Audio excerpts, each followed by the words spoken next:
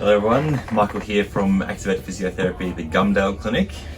It's Emily from the Gumdale Clinic as well. And we're here to talk to you today about setting up your home workstation. So obviously it's pretty topical at the moment, the fair amount of people being kind of advised to work from home. We do see normally a lot of postural related neck and back pain just from people's normal workplaces, and obviously people's changing their workplaces in an unfamiliar setting. If your home's kind of not as well equipped as your work, you can see an increase in incidence of those. So we've just got a couple of quick tips today as to how to set up your workstation correctly and reduce the risk of any postural related aches and pains. So there's pretty much three key points that you'd want to consider when you're setting up your workstation. So the first one is to do with how your legs are positioned on the chair. And so what you're aiming for is basically 90 degrees at the knee and the ankle, and you want a bit of a gap between the back of your knees and the chair. So basically making sure your chair is the right height, so the knees are 90 and the ankles are 90. The second one is to do with kind of your mid-back and your torso.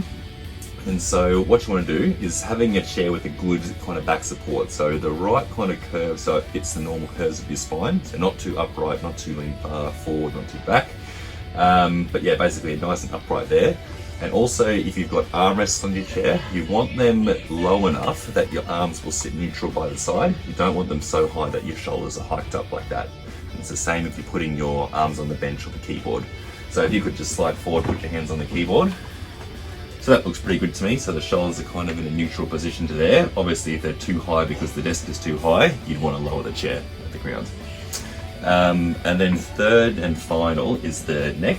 And so basically the best way to position our neck is to set up the screen height. So what you're aiming for is if your head is in a neutral position like Emily's is at the moment, you want your eyes to be in the top 2/3 of the screen. And so you don't want to screen too low so that your head is obviously tilted down. You don't want it too high so your neck is craning up. And then yeah, those are pretty much the three main key points that you would want to consider when you're setting up your workstation at home. Anything to add? No, that's some good tips, Mike. Obviously everyone's work set up at home will be slightly different, and people's houses and situations will be different. So if you were interested and you were having trouble with your setup at home, get in contact with us, like either just a phone call, or we're happy to do like telehealth video consults, and we can have a bit of a better look at your house at home and see what your setup's like, and give you a few more kind of specific tips than the general ones that Mike gave you earlier.